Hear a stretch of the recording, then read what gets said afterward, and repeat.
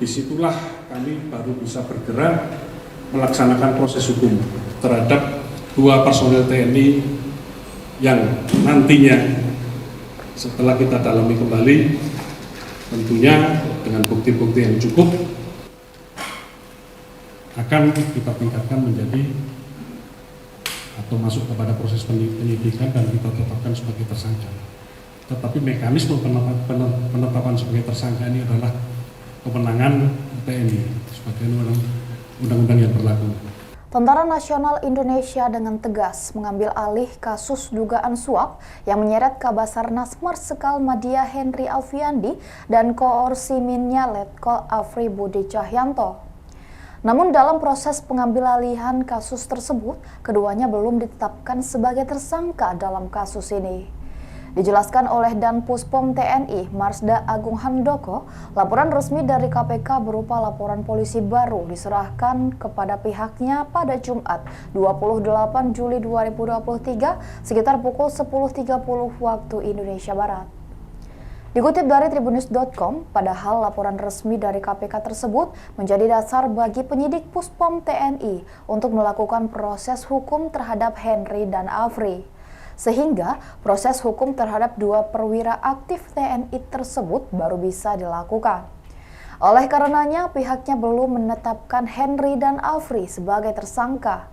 Penetapan tersangka akan dilakukan setelah Puspom TNI menerima bukti-bukti yang sudah didapat KPK.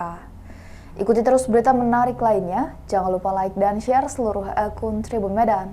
Kami baru menerima laporan resmi, ada laporan polisi dari pihak KPK. Disitulah kami baru bisa bergerak melaksanakan proses hukum terhadap 2 personil TNI yang nantinya setelah kita dalami kembali, tentunya dengan bukti-bukti yang cukup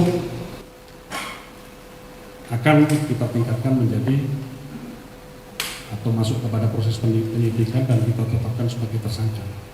Tetapi mekanisme penetapan sebagai tersangka ini adalah kewenangan TNI sebagai undang-undang yang berlaku.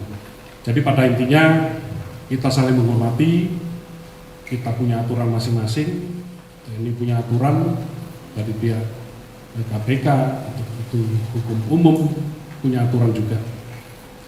Kami aparat TNI tidak bisa menetapkan orang sipil sebagai tersangka.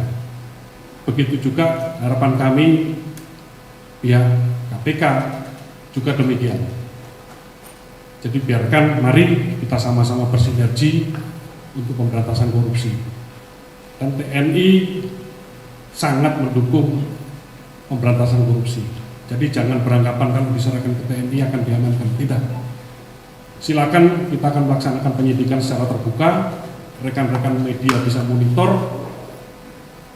Akan aneh kalau yang pihak sipil di proses hukum kejadian yang sama, yang pihak militer dibebaskan. Silakan nanti dipantau.